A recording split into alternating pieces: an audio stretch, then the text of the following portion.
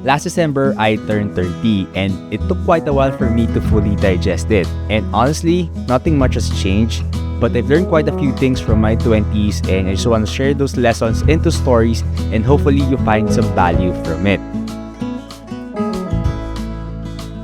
I have only one regret not doing in my early 20s and that is not joining my college friends for the 2 out-of-town trips that they had na I didn't join.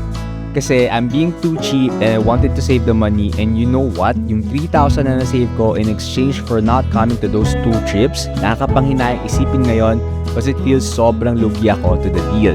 And after that, we had a few more trips and buti na lang sumama na ako.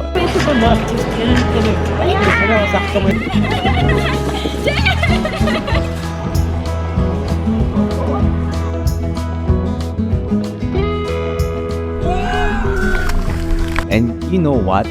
You wouldn't know when would be your last trip until it finally hits you. This was our last trip as a group and it was in early 2019 sa Bawan, Batangas. We went to go for free diving at the time and we didn't know it was the last trip we had together. We thought there are a few more trips to come. Next thing you know, there was a pandemic, life happened, my friends moved out of the country for better opportunities. You get the point, right? Try to be as present as much as possible kasi we're just never too sure what's going to happen tomorrow.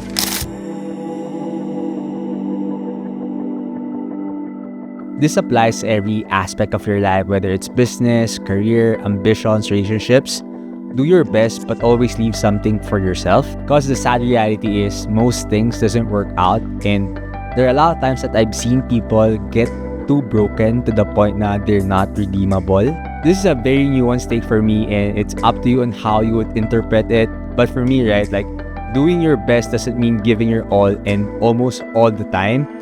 Doing your best is more than enough.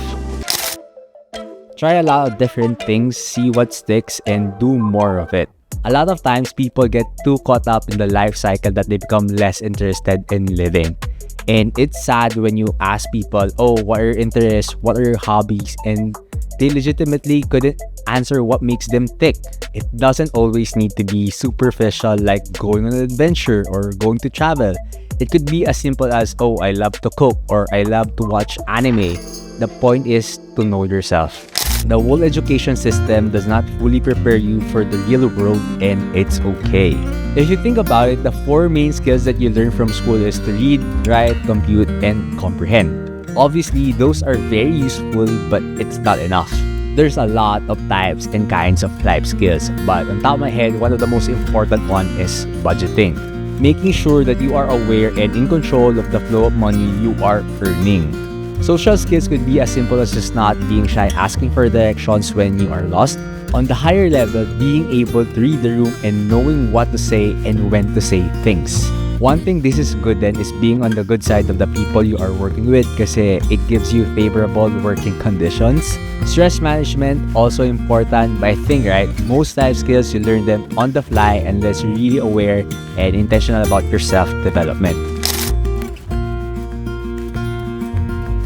Let me tell you a story. So when I was in college, I was able to start a profitable t-shirt business with my friends.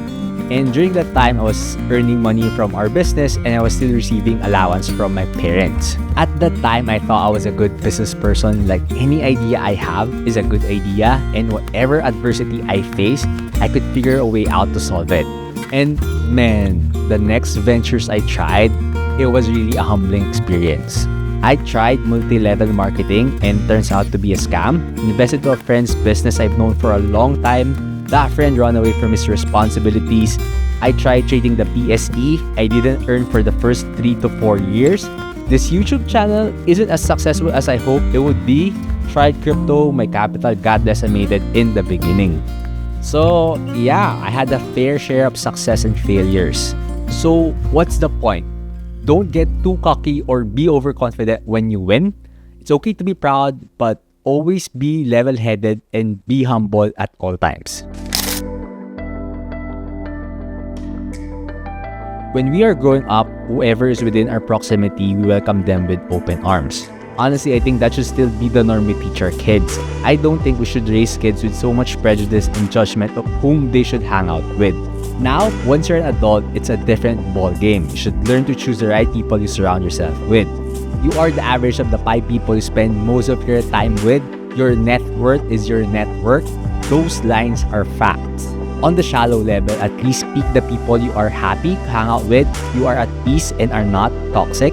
On a deeper level, look for people that motivates you, challenge you, tells you the truth, makes you a better person, and opens opportunities for you.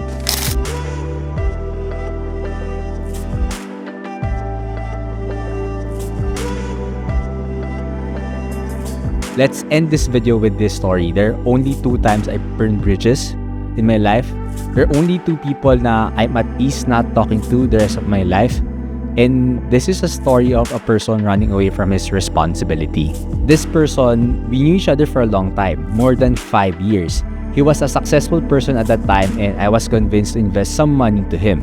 He was paying me my fair share, communication was good until COVID happened. His business was heavily affected and I could totally understand the situation. And I agreed to revise our agreement to just return my capital slowly until his business was able to recover. And we both agreed. During the pandemic times, communication on his end is getting malabo. Sometimes he responds, most of the time he does not. Until he blocked me on social media and some more friends na I later found out he is also heavily indebted to. Basically, he runs away from his responsibilities and those kinds of actions are unforgivable to me. So the lesson of the story is not to commit any unforgivable mistakes kasi not only you destroy friendships, relationships, but also your reputation. Could you really be at peace knowing you've done some bad things to other people? Karma is a bitch and I believe that the world has its own way of balancing things out and giving us what we really deserve. Let's try to end this video on a good note. I hope this video adds value to you, and if you're watching up to this point of the video, please don't ever commit unforgivable mistakes. If you have some lessons to share, write them in the comment section. I'd be glad to learn from you as well. See you in the next video.